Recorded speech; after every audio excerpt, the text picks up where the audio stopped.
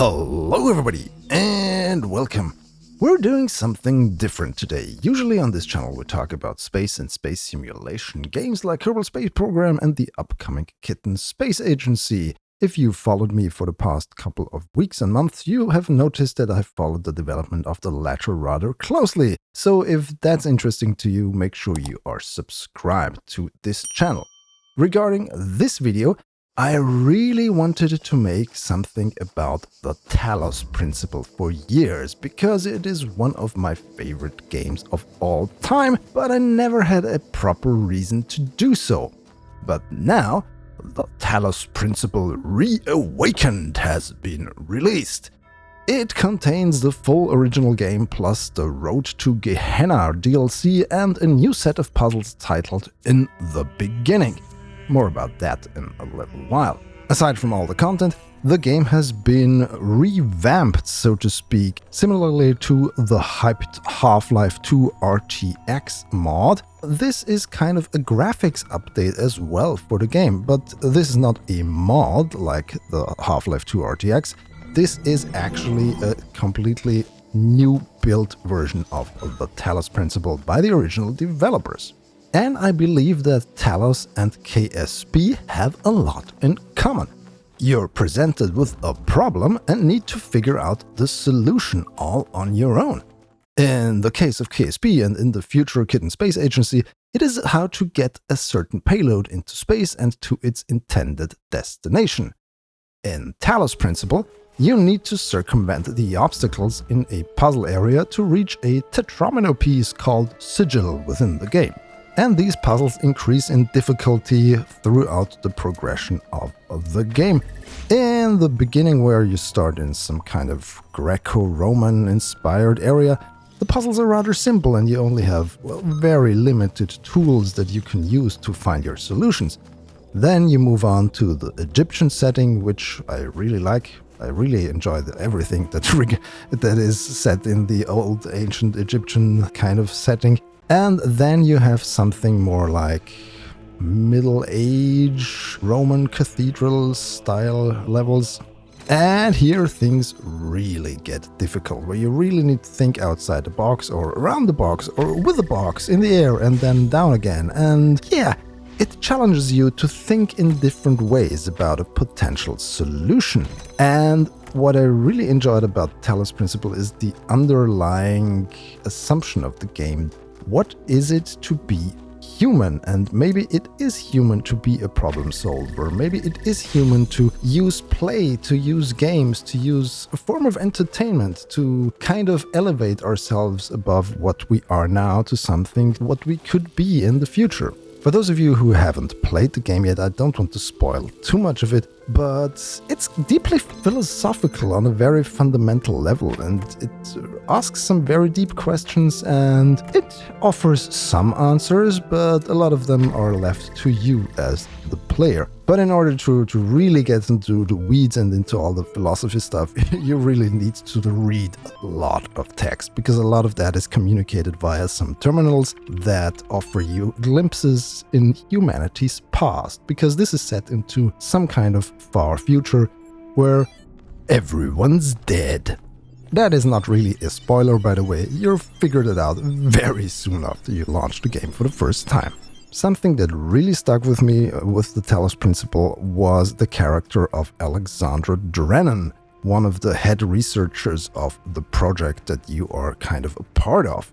She has left some audio log messages throughout the game, 22 a number to be exact.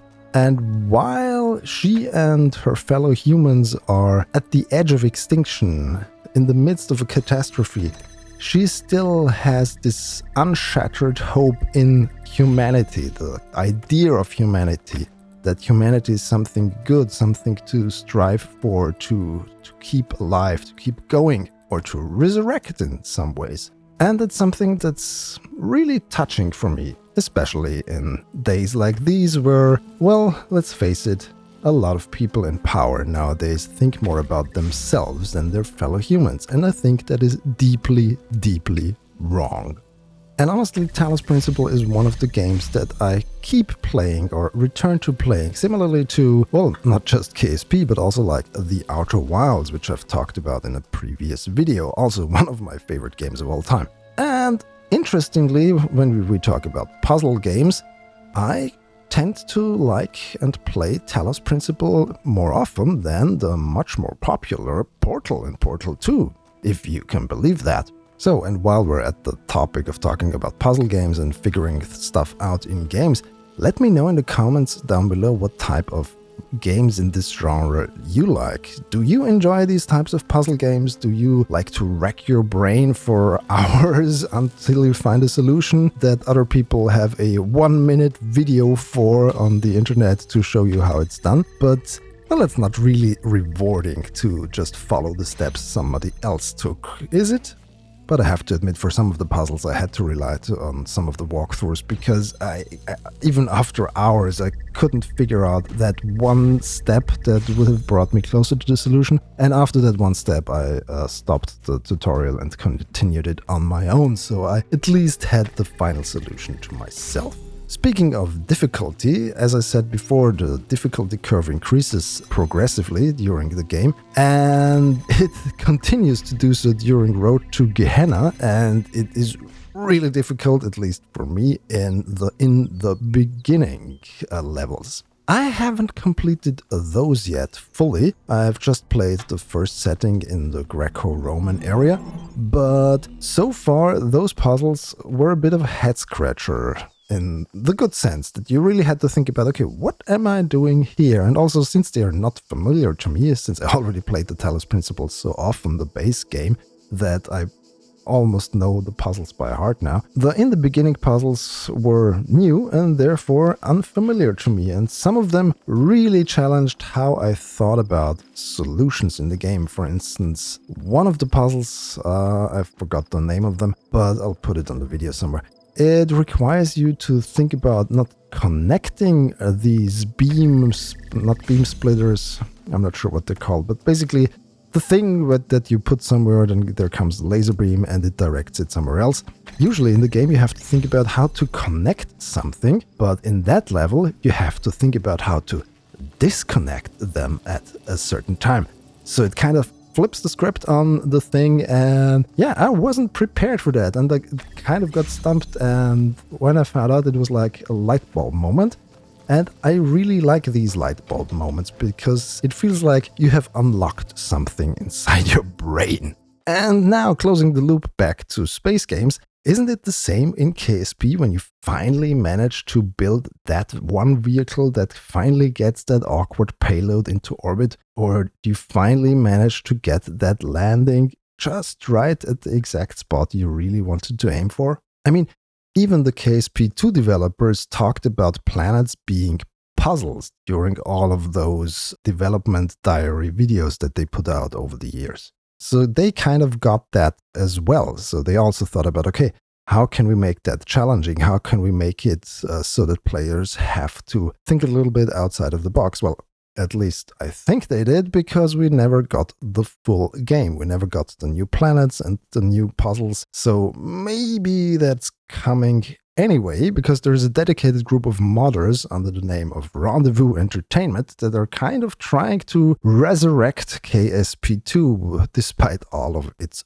flaws. And they're doing work on new planets, on ISRU, on multiplayer, on Colony, and whatnot. I have followed that a little bit loosely, and maybe I'll do a video on that, but at the moment I am not informed enough to actually do a video on it. I really haven't had the time in the past few months, unfortunately. And no, this video is not in any way, shape or form sponsored by the people behind the Talos Principle or the Talos Principle Awakened. I just did this video because I really like the game. I really enjoyed the original, and I really like that one of my favorite games of all time got a new coat of paint, so to speak.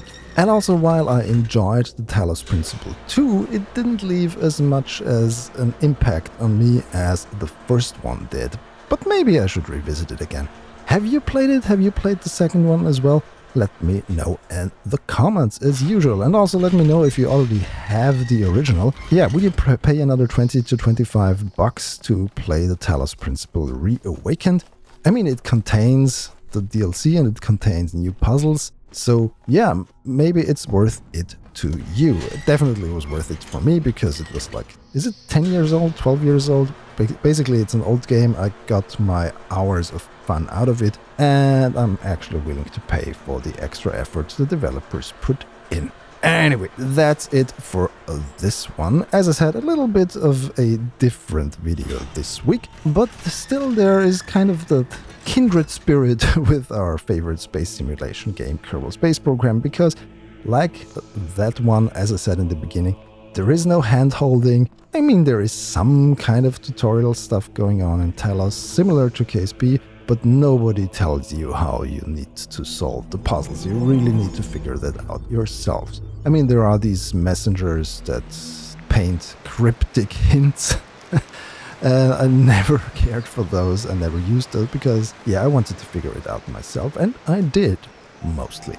What I also did is put this video up earlier for my people on Patreon and my valued YouTube members. So if you like to get early access to videos, there is a chance to join over there and do so. And also patrons will get access to all my videos ad-free over there for just a small monthly contribution. On one of the higher tiers, your name will show up here together with all of these other wonderful people.